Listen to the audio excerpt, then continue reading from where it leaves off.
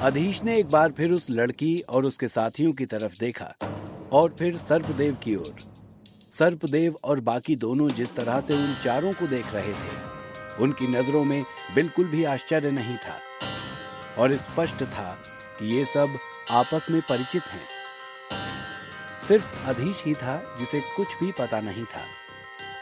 ये एक हमला अधीश के खिलाफ ही किसी षड्यंत्र का हिस्सा था या 8वें राजकुमार के साथ इसका कोई संबंध था? क्या वो लड़की सच बोल रही थी और वास्तव में उसी ने उन दोनों बूढ़े मांत्रिकों को मारा था? सर्पदेव ने उस लड़की से कहा, जेलेना, तुम सबको चौथे राजकुमार ने भेजा है। क्या चौथा राजकुमार इतना हताश हो चुका है कि 8वें राजकुमार के लोगों पर छिपकर वार करने लगा है? सर्पदेव की आंखों में जेलेना के पीछे के आसपास के क्षेत्र की जांच थी, जैसे कि रात के अंधेरे में अभी भी कोई छिपा हुआ है। जेलेना मुस्कुराकर बोली, सर्पदेव, आप शिखर मानव हैं, अर्ध सर्प मानव जनजाति नेता हैं। दुर्भाग्य से जब आपने 8वें राजकुमार के साथ गठबंधन करने का फैसला किया तो आपने गलत पक्ष चुन लिया। इस बार मुझे डर है कि अब आपकी अर्ध सर्प मानव जाति विलुप्त हो जाएगी। कितनी शर्म की बात है। ये कहने के बाद कुछ देर तक जेलेना हंसती रही। वो मासूम दिखती थी, लेकिन उसके मुंह से जो शब्द निकलते थे वो वाकई हैरान कर देने वाले थे। हालांकि जेलेना ने सीधे तौर पर यह स्वीकार किया कि उसे चौथे राजकुमार ने भेजा था, लेकिन जिस तरह से उसने अभिनय किया और अपने विचार व्यक्त किए, उसे एक मूक स्वीकारोक्ति भी माना जा सकता था। अब लालगढ़ साम्राज्य के शाही परिवार के भीतर लड़ाई वास्तव में बढ़ गई थी। मांत्रिक हसवा और मांत्रिक सैकरा के चेहरे पीले पड़ गए। हसवा ने सर्पदेव को देखा और धीमी आवाज में कहा, हम भी अभी 4 मांत्रिक यहाँ हैं। ये जरूरी नहीं कि वे हमें यहाँ रोक सकते हैं। वास्तव में 4 मांत्रिक दूसरी ओर भी थे। हालांकि जेलेना थोड़ी भयानक हो सकती है, लेकिन अधिक से अधिक वो एक 5वीं श्रेणी के मांत्रिक के बराबर होगी। सर्पदेव और अन्य कमजोर मांत्रिक भी नहीं थे, इसलिए वे उनसे डरते नहीं थे। सर्पदेव ने धीरे से अपना सिर हिलाया और भारी स्वर में कहा, क्योंकि चौथे राजकुमार ने अपने लोगों को भेजा है, तो उसकी योजना हम सभी को मारने की ही रही होगी। यही चौथे राजकुमार की वास्तविक शैली है। वो कभी भी ऐसा कुछ नहीं करेगा जिसके बारे में वो अनिश्चित हो। इन चारों के अलावा अंधेरे में एक और शक्तिशाली मांत्रिक छिपा हुआ होना चाहिए, और आप अनुमान लगा सकते हैं कि वो कौन है। सर्पदेव ने जो कहा था उसे सुनकर मांत्रिक हसवा और मांत्रिक सैकरा के चेहरे पूरी तरह से बदल गए और वे अंधेरे की ओर देखने लगे। 9वें मांत्रिक उदानी, हमारे सामने आओ। सर्पदेव की कर्कश आवाज सुनाई दी, सर सर सर। सर्पदेव के कहते ही अंधेरे क्षेत्र से एक धीमी सरसराहट सुनाई दी। फिर एक लंबी और दुबली पतली आकृति धीरे धीरे अंधेरे से बाहर निकली। इस दुबली आकृति का चेहरा अलाव की रोशनी में लाल दिखाई दे रहा था। मूल रूप से वो सफेद चमड़ी वाला था, जिस पर आग का प्रकाश पड़ रहा था। उसके काले सफेद खिचली बाल सर के पीछे एक छोटी सी चोटी में बंधे हुए थे। बैंगनी रंग का लंबा चोगा उसके शरीर को ढके हुए था और पैरों में जेलेना की तरह ही चमड़े के जूते थे। वो चेहरे से ही दुष्ट प्रकृति का दिखाई देता था। ये मांत्रिक उदानी था। उसने सर्पदेव से कहा, सर्पदेव, इससे पहले मैंने व्यक्तिगत रूप से आपको सलाह दी थी कि आप अपनी पूरी जनजाति के साथ चौथे राजकुमार के दल में शामिल हो जाएं। लेकिन ये अफसोस की बात है कि आपने 8वें राजकुमार का साथ देने का फैसला किया। अब आपको कोई नहीं बचा सकता है, और ना ही आपकी जनजाति को। अब शिखर मानवों में से अर्ध सर्प मानव जनजाति के विलुप्त होने का समय आ गया है। सर्पदेव को पता था कि चौथे राजकुमार के अधीन 9 सबसे भरोसेमंद मांत्रिक थे।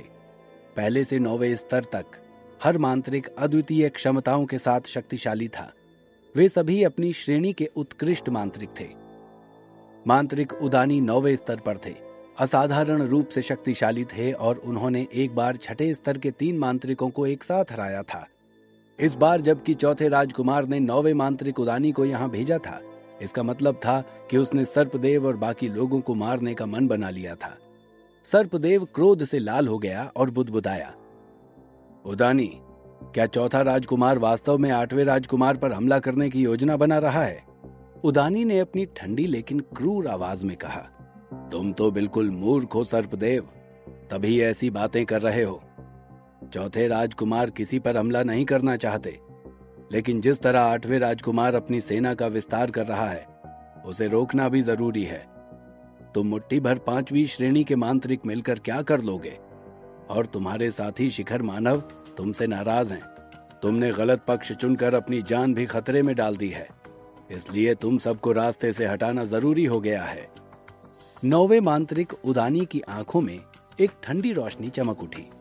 अचानक उनके शरीर पर तीव्र अग्नि प्रकार के तात्विक उतार चढ़ाव उभरे और उसने मंत्र पढ़ा, निषिद्ध अग्नि।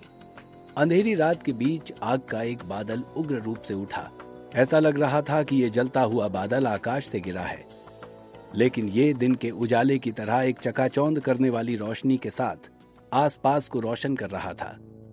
ये 6ठे स्तर का मंत्र था। उदानी का पहला हमला सबसे शक्तिशाली हमला था, जिसने सर्पदेव, मांत्रिक हसवा और मांत्रिक सैकरा को घेर लिया। हुश! फिर भी ये एक व्यक्ति को घेरने से चूक गया। हवा के तत्वों का एक झोंका धीरे धीरे उतार चढ़ाव करता है और इसके तुरंत बाद अधीश पलक झपकते ही अपनी जगह से दूर हटकर खड़ा हो गया। अधीश दूर खड़ा उदानी को हमला करते हुए देख रहा था। इतनी दूर से भी वो मंत्र के भयानक दमन बल को महसूस कर सकता था। अधीश का सर्वश्रेष्ठ रक्षा मंत्र पृथ्वी शरण भी 6ठे स्तर के इस मंत्र के सामने विफल हो जाता। सौभाग्य से अधीश के पास अंधेरी शक्ति का मंत्र पवन दीप्ति था, लेकिन यह आक्रामक शक्ति नहीं थी और इसका उपयोग केवल भागने के लिए किया जा सकता था। सर्पदेव, मांत्रिक हसवा और सैकरा बुरी तरह घिर चुके थे। उदानी ने जेलेना से कहा, क्या अब भी कोई है जो इससे बच सकता है? जेलेना, वो अब तुम्हारा है, जाओ और शिकार करो। 9वें मांत्रिक उदानी ने अपनी आंखें सिकोड़ ली और काले नाग जैसी दृष्टि से उसने अधीश को देखा। फिर जेलेना को दिखाकर अधीश की ओर इशारा किया। अधीश की ओर देखकर जेलेना की आंखें चमक उठी। एक और स्वादिष्ट भोजन। जेलेना ने विशाल हथौड़ा लहराया, जो उसके शरीर के आकार के लिए बेहद अनुपातहीन लग रहा था। फिर वो धीरे धीरे अधीश की ओर चली। हुश! जेलेना की रफ्तार अचानक तेज हो गई। लगभग पल भर में ही वो सीधे अधीश के पास पहुंच गई। उसके दुबले पतले शरीर में असीम शक्ति समाहित प्रतीत हो रही थी, क्योंकि उस पल भर के समय में ही उसने हथौड़े से अधीश पर एक जोरदार प्रहार किया था। पवन दीप्ति! अधीश का शरीर धीरे धीरे हवा के तत्वों से घिरकर गायब हो गया। ये सब कुछ ही क्षणों के अंतराल में हुआ।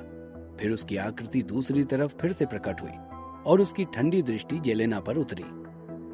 इससे पहले अधीश ने यह भी देखा था कि जेलेना के शरीर पर हवा के तत्व उभरे हैं, जिसका अर्थ था कि जेलेना एक मांत्रिक है, जिसे अस्त्र के तौर पर हथौड़े का इस्तेमाल करना पसंद था। तभी सर्पदेव चिल्लाया, उदानी, मुझे मारना इतना आसान नहीं है। आग से घिरा हुआ सर्पदेव गुस्से में था। उसी समय कई संकेत जाल उसकी तरफ बढ़ने लगे और एक कवच सा बनाकर सर्पदेव और अन्य दोनों मांत्रिकों को एक सुरक्षात्मक आवरण में ढक लिया। ये कोई रहस्य नहीं था कि सर्पदेव संकेत विद्या में कुशल था। सर्पदेव ने न केवल ये जाल बनाए थे, बल्कि उसके हाव भाव भी क्रूर होने लगे थे। उसके शरीर में विस्तार होने लगा, जैसे उसका शरीर तेजी से सूज रहा हो। उसका लंबा मांत्रिक का चोगा थोड़ा थोड़ा करके फटने लगा। अंत में सर्पदेव एक विशाल अजगर में बदल गया। उसके विशाल शरीर ने आग की लपटों पर कब्जा कर लिया। उनकी ठंडी आंखों ने मांत्रिक उदानी को घेर लिया। ये शिखर सर्प मानवों की अनूठी क्षमता थी। वे तेजी से ताकत में वृद्धि करते हुए खतरनाक राक्षसों में बदलने में सक्षम थे। मांत्रिक उदानी बोला, ये सिर्फ आखिरी संघर्ष है। सर्पदेव, तुम्हें क्या लगता है कि तुम कितनी देर तक अपनी मौत को रोक सकते हो? 9वां मांत्रिक उदानी जल्दी में नहीं था। इस बार वो कुछ शक्तिशाली मांत्रिकों को हरा कर आया था, इसलिए वो आत्मविश्वास से भरा हुआ था और इस समय वो 8वें राजकुमार की सेना को नष्ट करने और सर्पदेव और अन्य को मारने के लिए दृढ़ संकल्प कर चुका था। लालगढ़ साम्राज्य के राजकुमारों के बीच प्रतिस्पर्धा और लड़ाई लगभग चरम पर पहुंच गई थी। यहाँ तक कि चौथा राजकुमार भी 8वें राजकुमार पर हमला करने के लिए इंतजार नहीं कर सकता था। इससे यह भी अप्रत्यक्ष रूप से सिद्ध हुआ कि राजनगर में 8वें राजकुमार की स्थिति बहुत सुरक्षित नहीं थी। अधीश ने अपनी निगाहें हटा ली। ऐसा लग रहा था कि सर्पदेव और अन्य अभी भी कुछ देर संघर्ष कर सकते थे। वैसे भी अधीश जानता था कि क्रोध आने पर शिखर मानव बहुत ताकतवर हो सकते हैं, लेकिन जेलेना जो उसके सामने थी वो भी स्पष्ट रूप से एक शिखर मानव थी, जो कि भेड़िया मानव जनजाति से संबंध रखती थी। जब अधीश ने बार बार पवन दीप्ति का प्रदर्शन किया और जेलेना से आसानी से बच निकला, तो ये प्यारी छोटी लड़की भी आखिरकार बदल गई। सक्र सक्र सक्र। जेलेना के शरीर पर चढ़े उसके चमड़े के कपड़ों के फटने की आवाज आ रही थी। उसके शरीर पर गोरी त्वचा देखी जा सकती थी, जो तुरंत काली पड़ गई और तेजी से काले बाल निकल आए। जेलेना का छोटा शरीर अब फूलता ही जा रहा था। कुछ ही देर में वो एक बड़े भेड़िए में बदल गई, जिसके तेज दांत थे। ये थी असली जेलेना। Swish swish. परिवर्तन के बाद भयानक बड़े भेड़िए जेलेना की गति बहुत बढ़ गई थी। यह स्पष्ट था, क्योंकि उसके शरीर के चारों ओर पवन तत्व के उतार चढ़ाव तेज हो गए थे, जिसका अर्थ था कि बड़ा भेड़िया अभी भी मांत्रिक क्षमता का इस्तेमाल कर सकता है। अब अधीश के लिए उससे बचना कठिन था। उसने स्पंदन की सहायता से पृथ्वी शरण मंत्र पढ़ा और अपने आसपास एक मजबूत कवच बना लिया। विशाल भेड़िए के पंजों की पकड़ में एक बड़ा हथौड़ा अभी भी था। ये भेड़िए की ताकत के साथ अधीश के कवच को तोड़ने के लिए काफी था। उसने एक जोरदार हमला किया और अधीश उस हथौड़े के नीचे आते आते बचा। यदि समय पर प्रकाश दीप्ति मंत्र उसे उस जगह से हटा नहीं देता, तो कवच के साथ साथ अधीश की हड्डियां भी चकनाचूर हो जाती। फिर भी उसे कुछ चोटें आईं। इस बार अधीश को भी थोड़ा गुस्सा आया। ये पहली बार था जब उसे इस तरह अपमानित किया गया था। अधीश घुर्राया, धिक्कार है भेड़िया मानवी, देखते हैं पहले कौन मरता है। अधीश ने बचाव करना बंद कर दिया और हमले की रणनीति अपना ली। एक पल में ही उसके शरीर पर एक काली धुंध दिखाई दी, जिसका घेरा बढ़ता ही जा रहा था और इस घेरे ने तुरंत जेलेना को ढक लिया। उसी समय अधीश ने ज्वाला निपात को भी आजाद कर दिया। पीली ज्वाला एक ऐसी भयंकर शक्ति थी जिसने लोगों को झंझोड़ कर रख दिया। लेकिन जेलेना का भेड़िया शरीर एक बार फिर बदलने लगा। वो जोर जोर से थरथरा रही थी, जैसे वो अपने शरीर में और भी अधिक विस्तार कर रही हो। उसकी खूनी लाल आंखें अंगारों की तरह दहकने लगी। उसमें ज्वाला की छाया तैर रही थी और वो घुर्राते हुए अधीश की ओर दौड़ी। क्या जेलेना पर अधीश के तीसरी श्रेणी के भ्रामक मंत्र का भी असर नहीं पड़ा था? क्या होगा इस भयानक युद्ध का परिणाम? क्या अधीश अपनी और अपने साथियों की जान बचाने में कामयाब होगा? जानने के लिए सुनते रहिए द मजिशियंस सीक्रेट, सिर्फ और सिर्फ पॉकेट एफएम पर।